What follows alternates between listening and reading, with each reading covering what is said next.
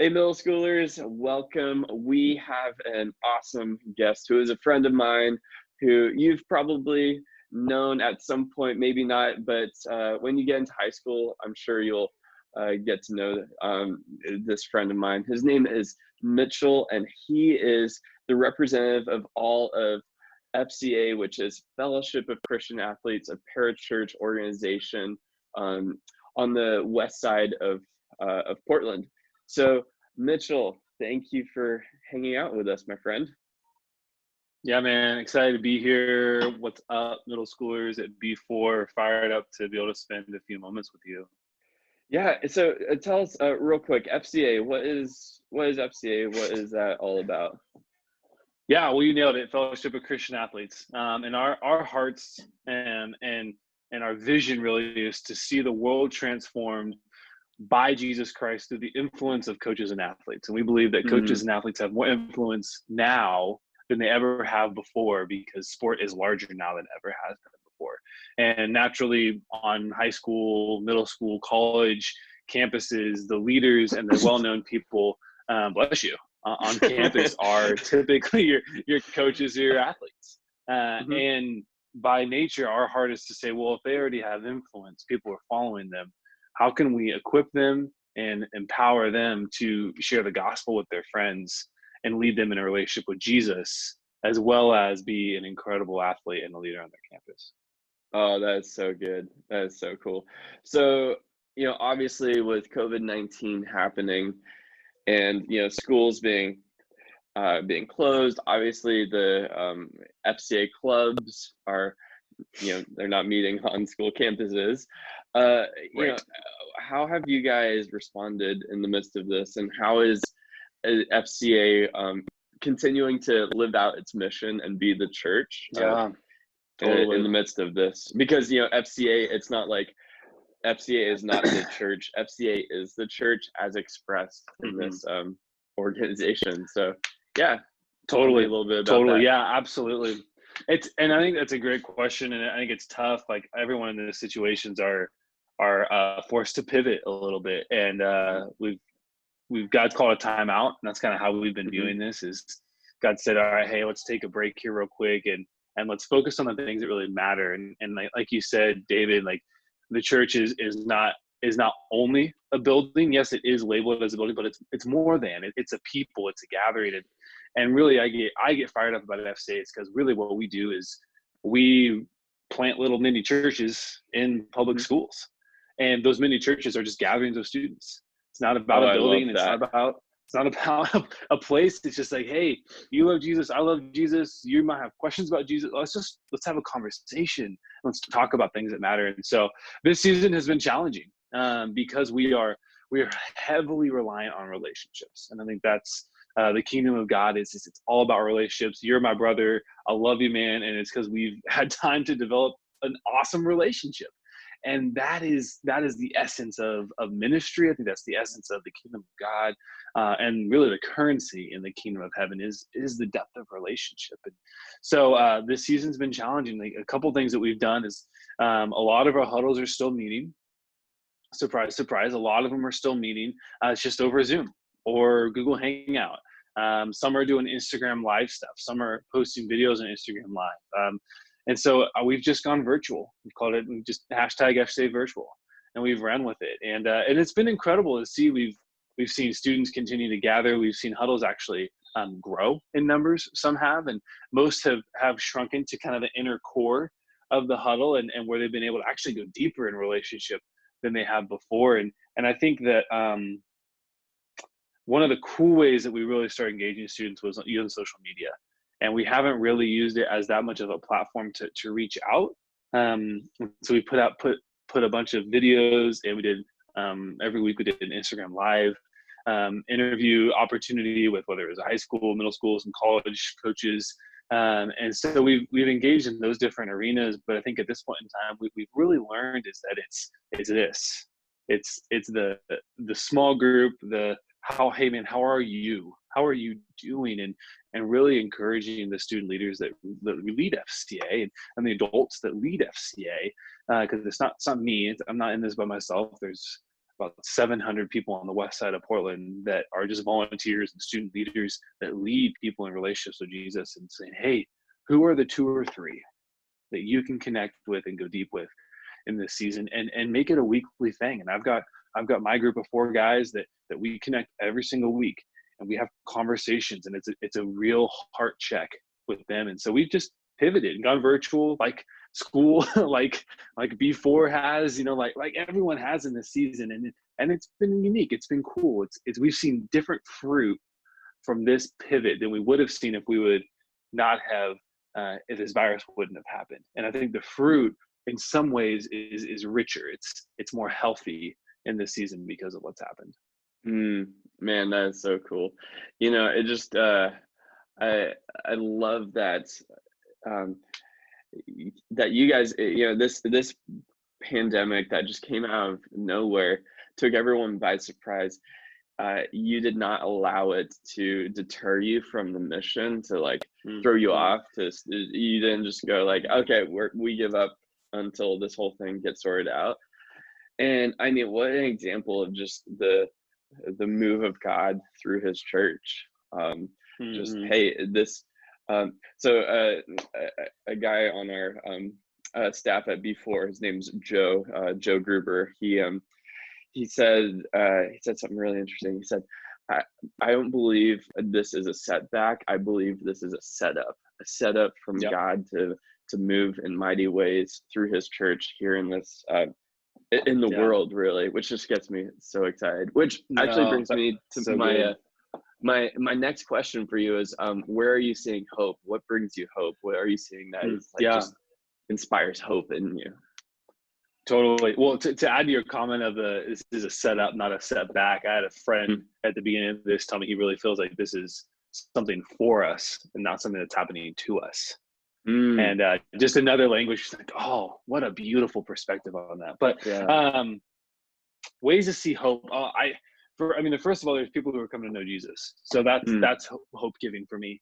We've seen a couple of huddles that have students have come in. They've been invited by a friend that comes to huddle regularly, and we've taken the opportunity in this season where people are looking for hope. They're looking for something to put their belief in, so to speak. They're looking for peace. They're looking for something to lessen the layers of anxiety in a way, and using those opportunities to share the gospel, to share the good news, to talk about what Jesus has done for us as a human race, to live in right relationship with God. And so we've seen students and even adults come to know the Lord in this season, which is amazing. I mean, that's just like unbelievable. What the devil meant for evil, God means for good. And I definitely believe the Holy Spirit is working in a powerful way right now, and is setting people up. I think He really is starting to stir in this season for people. And so there's that. I think what brings hope to people in this season truly is vulnerability, transparency, and simply just saying like, hey man, I don't have it figured out. And I'm struggling too. Like, this is not ideal for me, sitting in my apartment and trying to do work on a computer and phone calls and not being able to see people. And it was like, this is not what I would have chosen. God, I did not want to play this game. Why did you deal me this hand? And just being real about it and being vulnerable. And like, it's hard. It's hard. And I'm sure there's family dynamics in people's homes. It's hard. And there's, there's financial issues in this season, as well, as people are losing jobs and incomes are being cut back and salaries are being lessened.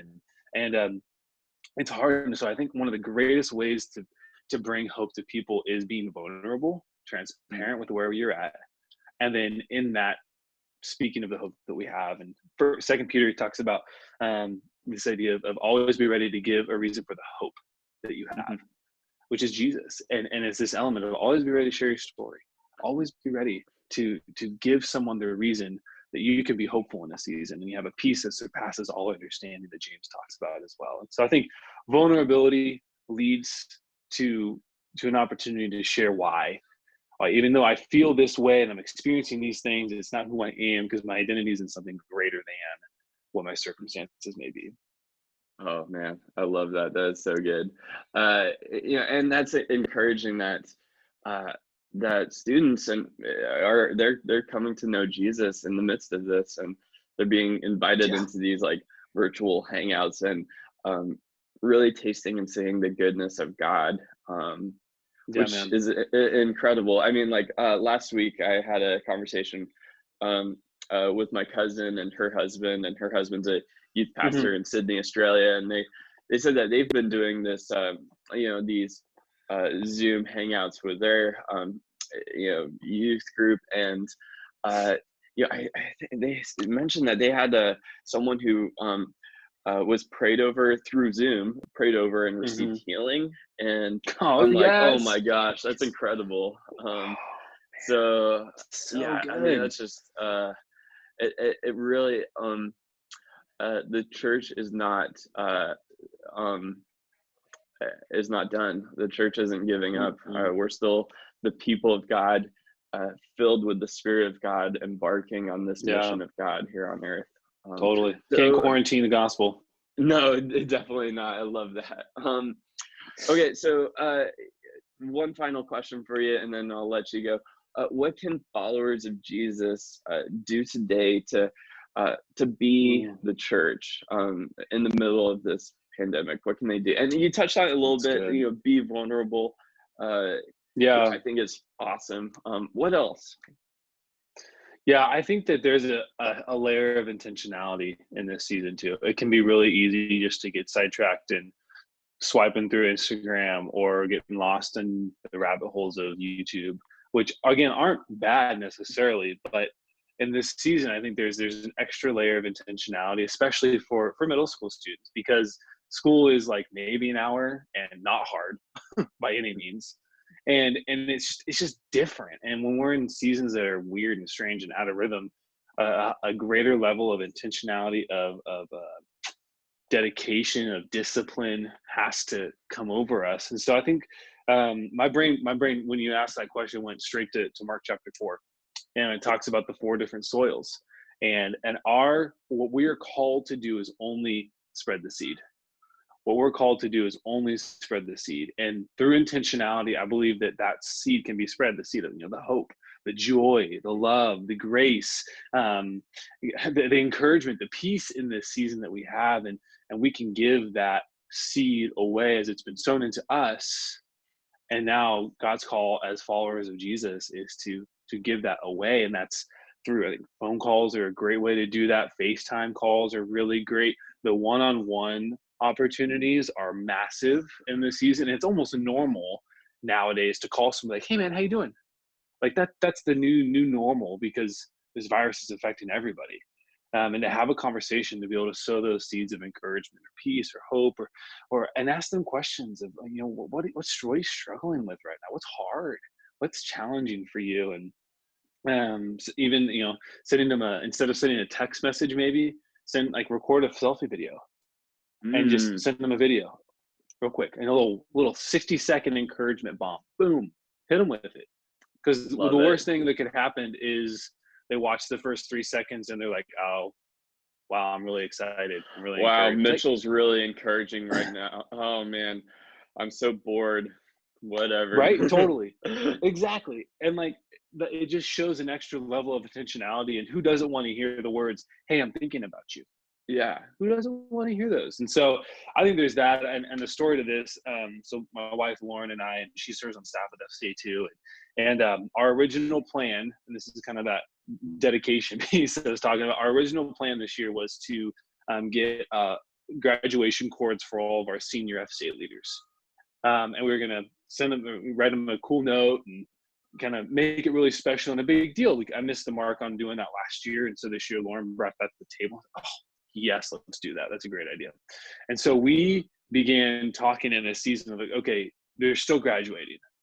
How can we get them these cords and their letters and make it really intentional? So we had 20 leaders, 20 high school and college FCA leaders on the west side of Portland.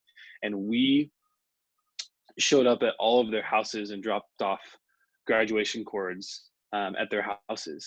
And it took a little while, took a lot longer than I thought it would. Mhm. But the fruit from that, to see their excitement, to see their the fact that somebody showed up at their doorstep and was thinking of them and just said, hey, like, just want to say hi and drop these off, and you're important, your value. Thank you so much. Appreciate you. And just that step of intentionality. And it's not about us, but for them, it was huge, and a huge level of encouragement, as they have lost a lot. And eighth graders, you've lost a lot this year. Your last day of middle school, it's a big deal. Promotion. If you do like an eighth grade, field trip day kind of thing, I know a lot of eighth graders do, like, that's a big deal. You have Yeah. lost a significant amount. And same with these seniors in high school and college, that maybe if they're spring sport athletes, they didn't get their senior season. That's a big loss. They didn't get to graduate, especially those in college. Like, that's 16 years of school that didn't happen. They didn't get to celebrate that. They didn't get to cap it off and tie the bow. And so just that opportunity to be intentional and Yeah. just step into their world and say, hey, we see you, we love you, you're valuable, and you're worth our time. You're worth the effort. So I would just say my encouragement would be, as the people of God, as followers of Jesus, of just being intentional and maybe asking the question, what do they need?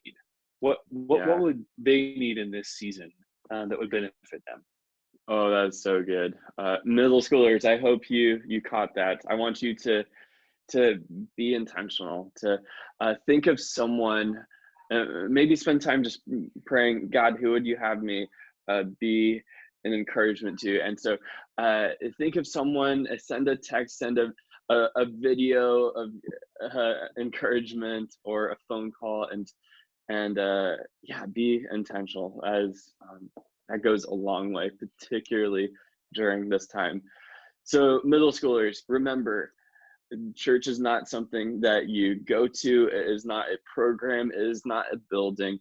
You are the church. You are a part of this movement of Jesus, spreading love throughout the world. So go be the church today. You are awesome. You are loved.